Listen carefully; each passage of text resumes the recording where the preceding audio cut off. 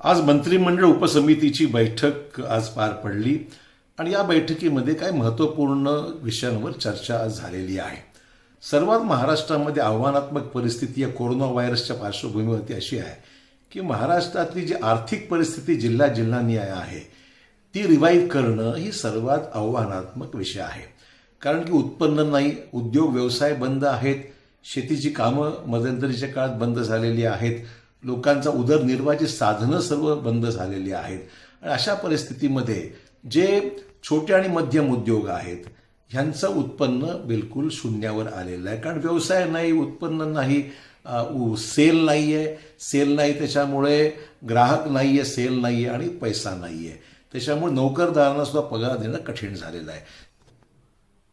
शासनाचं उत्पन्न सुद्धा अतिशय कमी झालेलं असल्यामुळे शासनाला सुद्धा आपल्या कर्मचाऱ्यांच्या पगार देत असताना खूप वेगळ्या पद्धतीने प्रयत्न करावे लागत आहे. त्यामुळे इकॉनॉमी रिवाईव्ह होणं ही आज काळाची गरज आहे.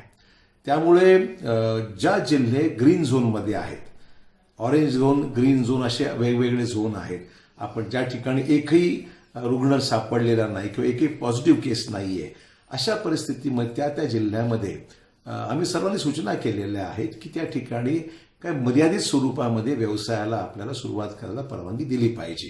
आणि 30% कर्मचाऱ्यांवर, म्हणजे जर माझ्याकडे 100 कर्मचारी माझ्या उद्योगामध्ये असतील, माझ्या दुकानामध्ये असतील, माझ्या व्यवसायामध्ये असतील, तर 100च्या ऐवजी 30 लोकांनी त्या ठिकाणी आज काम करावं, उद्या दुसऱ्या 30 लोकांनी काम करावं, असं आळीपाळीने आपल्याला त्या ठिकाणी व्यवसाय सुरू करता आले पाहिजेत. गर्दीची ठिकाणं मात्र टाळता आली पाहिजे. उदाहरणार्थ लग्न समारंभ आहेत, कार्यक्रम, सार्वजनिक कार्यक्रम आहेत, थिएटर्स आहेत, अशा सार्वजनिक ठिकाणी ज्या ठिकाणी लोकांची गर्दी होते अशी टाळून आपल्याला त्या ठिकाणी मर्यादित स्वरूपामध्ये शहरामध्ये, जिल्ह्यामध्ये आपल्याला मोकळीक द्यावी लागेल. जी लोक इतर जिल्ह्यातील महाराष्ट्रामध्ये अडकलेली आहेत किंबहुना महाराष्ट्रातील लोक इतर जिल्ह्यात अडकलेली आहेत, त्यांना जाण्याची येण्याची परवानगी आपण जे दिल्यास, त्याचे पाहिलं तर तुम्ही इमिग्रेशनसारखं एक केंद्र तुम्ही बॉर्डरवर उभं करा, त्या ठिकाणी तपासणी करा आणि मग तपासणी अंतीच अशा व्यक्तीला त्याच्या जिल्ह्यामध्ये येणं किंवा दुसऱ्या राज्यात जाणं याची व्यवस्था जर केली तर मला वाटतं ही ते जबाबदारी. कारण शेवटी प्रश्न असा, एखाद्या बाहेरच्या व्यक्तीला किंवा जिल्ह्यामध्ये आपण किती दिवस एखाद्या व्यक्तीला त्याची काळजी घेऊ शकतो, याला मर्यादा आहे. आणि त्यामुळे याचाही विचार कुठेतरी करावा अशी आम्ही सर्वांनी विनंती केलेली आहे. त्याचबरोबर जे आपले PP किट्स आहेत, इक्विपमेंट आहेत, ह्याला मर्यादा आहे, त्याची आम्हाला जाणीव आहेत, पण त्यासुद्धा जिल्ह्याला त्याची उपलब्धता थोडी अधिक मात्रेमध्ये करता यावी आमचा प्रयत्न आहे. अन्न पुरवठा विभागाने चांगलं काम केलेलं आहे. अन्न धान्य सर्वीकडे 3 प्रकारचे राशन कार्ड जे लोकांकडे आहेत त्या 3 प्रकारच्या राशन कार्डला आता आपल्याकडे अन्नधान्य उपलब्ध आहे, अडचण नाही आहे. पण ज्याच्याकडे काहीच नाही आहे, राशी कुठल्याच कॅटेगरीत जो बसत नाहीये, अशाही लोकांना त्या ठिकाणी जे दैनंदिन रोज जेवण आपल्याला तयार करून जे NGOs देत आहेत किंवा मदत करतायत, अशी संख्या आयडेंटिफाय झालेली आहे. तर त्यांच्यावर अधिक मदत लक्ष द्यायची गरज आहे. कारण की तो वर्ग गरीब वर्ग आहे, ज्याच्याकडे कुठल्याच प्रकारची सोय किंवा अन्नधान्य प्राप्त करून घेण्यात साधनं कुठलीही नाही आहेत.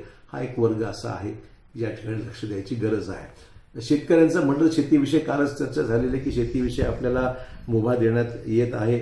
शेतीच्या कुठल्याही कामांना अडचण नाही.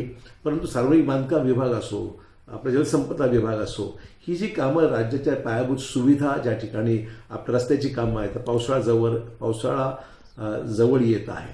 त्यामुळे या पार्श्वभूमीवर रस्त्याच्या देखरेखीची कामं असतील, इरिगेशन डिपार्टमेंटची कामं असतील, नॅशनल हायवेची कामं असतील, अशा कामाला आपल्याला मदत त्यांना करावी लागेल. आणि मजुरांना एक मर्यादित स्वरूपामध्ये मजुरांची उपस्थिती आणि अधिकची कामं ज्या तिथे मशिनरी घेऊन काम करायचे, मशीननी काम करायचं आहे, अशा स्वरूपाच्या कामांना थोडंसं आपल्याला मुभा दिली तर त्याचा फायदा निश्चित होईल आणि राज्यातली विकासाच्या कामांना गती मिळेल. आपल्याला जिल्हा नियोजन विकास मंडळाचा जवळपास 20% निधी आम्ही तर नांदेड जिल्ह्यामध्ये निर्णय घेतला की 20% निधी हा आरोग्यविषयक सेवेचं मजबूतीकरण करण्याकरताच आपण तो उपलब्ध करून दिला पाहिजे, अशी आमची सर्वांची भावना आहे. आणि सर्वच त्याच्यामध्ये एकमत आहे.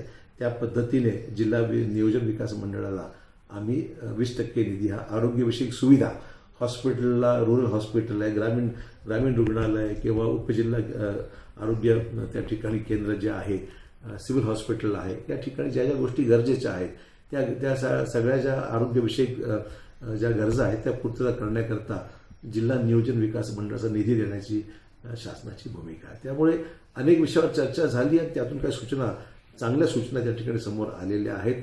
मुख्य सचिवांनी आणि अन्य सचिवांनी सुद्धा राज्याच्या विद्यमान आरोग्यविषयक जे काही आता कोविडची पेशंट्स आपल्याला टेस्ट केलेले आहेत, पॉझिटिव्ह आहेत, क्वारंटाईन आहेत, अशा पद्धतीची माहिती सुद्धा उपसमितीसमोर ठेवलेली आहे. आणि मी आशावादी आहे की लवकरच हा सगळा विषय आटोक्यात येईल आणि महाराष्ट्र पूर्ववत नॉर्मल पोझिशनला यावा असा सर्वांचाच युद्ध पातळीवर प्रयत्न सध्या सुरू आहे.